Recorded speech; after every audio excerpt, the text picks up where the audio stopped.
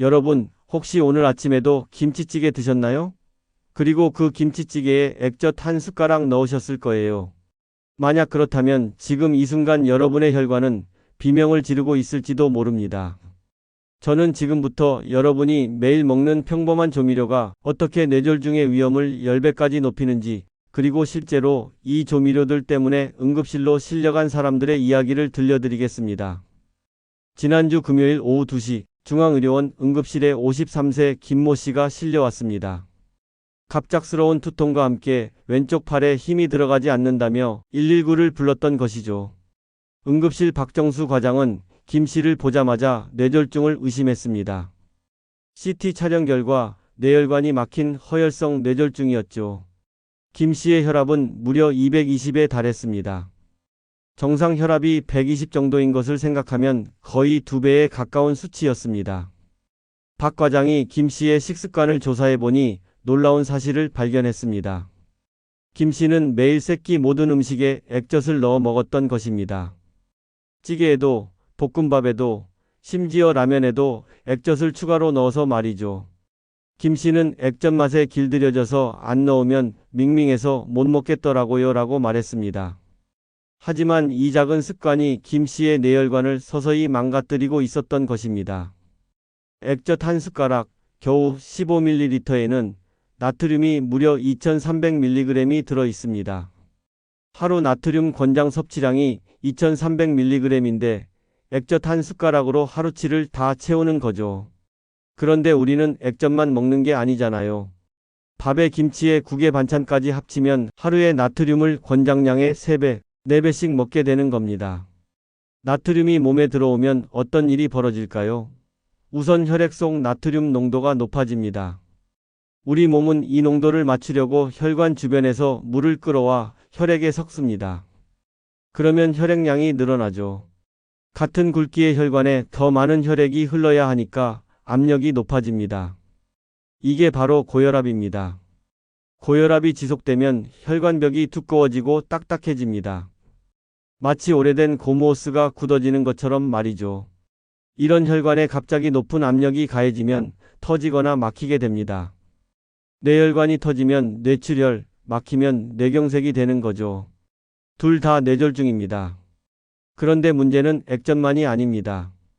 우리가 즐겨 먹는 김치에 들어가는 새우젓도 마찬가지입니다. 경기도 가평의 한 김치 공장에서 20년간 일한 62세 이모 씨의 이야기를 들어보세요. 이 씨는 매일 김치를 담그면서 간을 맞춰야 했습니다. 새우젓의 짠맛을 확인하려고 하루에도 수십 번 맛을 봤죠. 작년 여름 이 씨는 갑자기 말이 어눌해지고 한쪽 다리에 힘이 빠지는 증상을 느꼈습니다. 가족들이 급히 인근 희망병원 신경과로 데려갔고 정민호 과장은 즉시 뇌 MRI를 촬영했습니다. 결과는 다발성 소뇌경색이었습니다. 여러 개의 작은 뇌혈관이 막힌 상태였죠. 새우젓 100g에는 나트륨이 14,000mg 정도 들어 있습니다. 소금과 거의 비슷한 수준이죠. 이 씨처럼 매일 새우젓 맛을 보는 사람은 자신도 모르게 엄청난 양의 나트륨을 섭취하게 됩니다. 게다가 새우젓에는 나트륨뿐만 아니라 콜레스테롤도 많이 들어 있어서 혈관 건강에 이중으로 해롭습니다. 하지만 더 무서운 건 따로 있습니다. 바로 시중에서 쉽게 살 수 있는 복합 양념장들입니다. 고추장, 된장, 간장, 액젓을 섞어서 만든 이런 제품들은 편리함 뒤에 나트륨 폭탄을 숨기고 있거든요. 부산에 사는 45세 주부 박모 씨는 요리를 간편하게 하려고 시판 복합 양념장만 사용했습니다. 한 번에 넣으면 간도 딱 맞고 맛도 좋더라고요 라고 박 씨는 말했습니다. 하지만 이 편리함이 박 씨의 건강을 서서히 해치고 있었습니다. 지난 3월 박 씨는 새벽에 갑작스러운 가슴 답답함과 두통을 느꼈습니다. 처음에는 스트레스 때문이라고 생각했지만 증상이 계속되자 중앙병원 응급실을 찾았습니다. 신경과 이수진 과장이 검사한 결과 일과성 뇌허혈 발작이었습니다. 뇌졸중의 전 단계라고 볼 수 있죠. 복합양념장의 문제는 여러 가지 나트륨 성분이 한 번에 들어간다는 점입니다. 고추장의 나트륨, 된장의 나트륨, 간장의 나트륨, 액젓의 나트륨이 모두 합쳐지는 거죠. 게다가 대부분의 시판 양념장에는 설탕이나 액상과당도 많이 들어있어서 혈당을 급격히 올리기도 합니다. 혈당이 급격히 올라가면 혈관벽에 손상을 줄 수 있어요. 그리고 마지막으로 MSG, 즉 글루탄산나트륨도 문제가 될 수 있습니다. MSG 자체에 대한 직접적인 해로움은 아직 명확하게 입증되지 않았지만 최근 연구들에서는 MSG가 뇌혈관 장벽에 영향을 줄 수 있다는 가능성이 제기되고 있습니다. 뇌혈관 장벽이라는 건 뇌를 보호하는 방패 같은 역할을 합니다. 혈액 속 유해 물질이 뇌로 들어가는 것을 막아주는 거죠. 그런데 이 방패가 손상되면 염증 물질이나 독소가 뇌로 들어가서 뇌세포를 손상시킬 수 있습니다. 이런 손상이 누적되면 뇌졸중 위험이 높아질 수 있어요. 제주도에서 중국집을 운영하는 58세 최모 씨의 경우를 보겠습니다. 최 씨는 30년간 중국 요리를 만들면서 MSG를 많이 사용했습니다. 하루에도 수십 번 요리 맛을 봐야 했기 때문에 자연스럽게 MSG를 많이 섭취하게 됐죠. 작년 12월 최 씨는 갑자기 심한 어지럼증과 함께 구토를 했습니다. 제주 성심의료원 신경과 김영수 과장이 검사한 결과 손해경색이었습니다. 김 과장은 MSG와 직접적인 연관성을 단정할 수는 없지만 과도한 나트륨 섭취가 혈관 건강에 악영향을 미쳤을 가능성이 높다고 설명했습니다. MSG에도 나트륨이 포함되어 있거든요. 글루탄산나트륨에서 나트륨이 약 12% 정도를 차지합니다.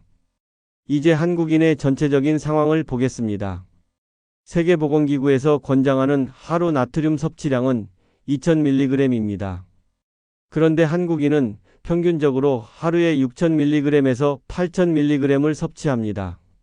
권장량의 3배에서 4배를 먹는 거죠. 이로 인해 한국인의 뇌졸중 발생률은 다른 나라에 비해 현저히 높습니다. 인구 10만 명당 뇌졸중 환자 수를 보면 한국이 75명인 반면 일본은 49명, 독일은 35명 정도입니다. 나트륨 섭취량이 상대적으로 적은 서구 국가들에 비해 2배 이상 높은 거예요. 특히 우리나라 40대에서 60대 남성의 뇌졸중 발생률은 정말 심각한 수준입니다. 이 연령대 남성 1,000명 중 3명에서 4명 정도가 뇌졸중을 경험합니다. 여성보다 2배 정도 높은 수치죠. 이는 남성들이 일반적으로 짠 음식을 더 좋아하고 술을 자주 마시며 스트레스를 많이 받기 때문으로 분석됩니다. 그런데 더 무서운 건 뇌졸중이 한 번 오면 완전히 회복되기 어렵다는 점입니다. 일성병원에서 20년간 뇌졸중 환자를 치료해온 황진수 교수는 뇌세포는 한 번 손상되면 재생되지 않는다고 말합니다. 3시간 이내에 치료를 받으면 어느 정도 회복이 가능하지만 완전히 원래 상태로 돌아가기는 어렵다는 거죠. 실제로 뇌졸중 환자의 60% 정도가 후유증을 안고 살아갑니다. 말이 어눌해지거나 한쪽 팔다리에 마비가 오거나 기억력에 문제가 생기는 경우들이 많아요. 이런 후유증 때문에 환자 본인은 물론 가족들도 큰 고통을 겪게 됩니다. 67세 전모 씨의 경우를 보겠습니다. 전 씨는 2년 전 뇌경색으로 쓰러진 후 오른쪽 다리에 마비가 왔습니다. 지금도 지팡이 없이는 걸을 수 없어요. 전 씨의 부인은 남편이 평생 짠 음식만 좋아했는데 그때 말렸어야 했다며 후회를 표합니다.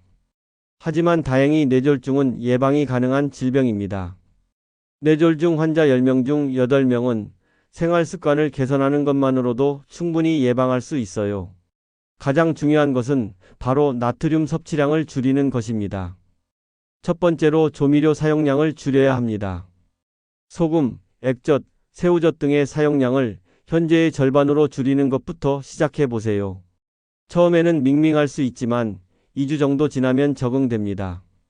우리 혀는 생각보다 빨리 적응하거든요. 대신 저염 제품을 선택하는 것도 좋은 방법입니다.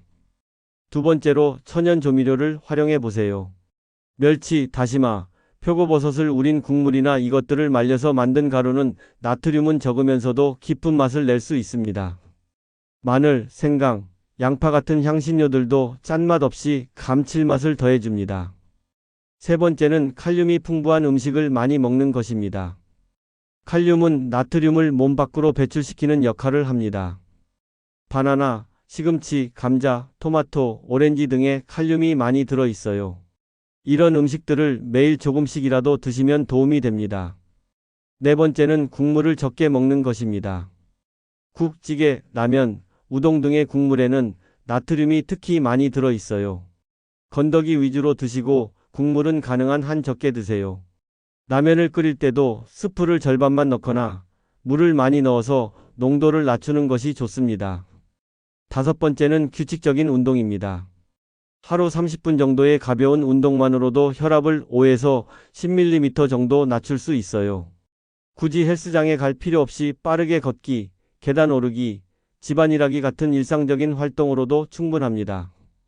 여섯 번째는 금연과 금주입니다. 담배와 술은 혈관을 직접적으로 손상시킵니다. 담배의 니코틴은 혈관을 수축시키고 과도한 음주는 혈압을 올립니다. 금연과 금주만으로도 뇌졸중 위험을 30% 이상 줄일 수 있어요. 마지막으로 스트레스 관리가 중요합니다. 만성적인 스트레스는 코르티솔이라는 호르몬을 과다 분비시켜서 혈압을 올리고 혈관을 손상시킵니다. 명상, 요가, 취미 활동 등으로 스트레스를 관리하는 것이 필요합니다. 그런데 만약 뇌졸중 증상이 나타나면 어떻게 해야 할까요? 뇌졸중의 골든타임은 3시간입니다. 이 시간 안에 치료를 받으면 뇌 손상을 최소화할 수 있어요. 뇌졸중의 주요 증상을 알아두세요. 갑작스러운 심한 두통, 한쪽 팔다리의 마비나 감각 이상, 말이 어눌해지거나 이해하기 어려운 상황, 시야 장애, 심한 어지럼증과 구토 등입니다. 이런 증상이 하나라도 나타나면 즉시 119에 신고해야 합니다. 특히 일과성 뇌어혈 발작이라는 것도 있습니다.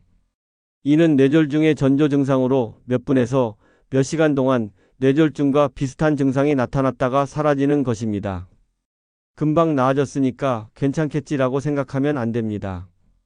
일과성 뇌허혈 발작이 있었던 사람의 30%는 1년 이내에 실제 뇌졸중이 발생합니다. 가톨릭 의료원 응급의학과 조민석 과장은 환자나 보호자들이 증상을 대수롭지 않게 여기다가 골든타임을 놓치는 경우가 많다고 말합니다. 조금이라도 의심스러우면 즉시 병원에 오는 것이 최선이라는 거죠. 결론적으로 우리가 매일 먹는 조미료들이 뇌 건강에 미치는 영향은 생각보다 훨씬 심각합니다.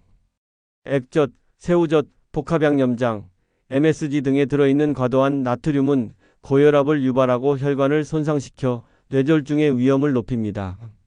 하지만 이런 위험은 충분히 예방할 수 있습니다.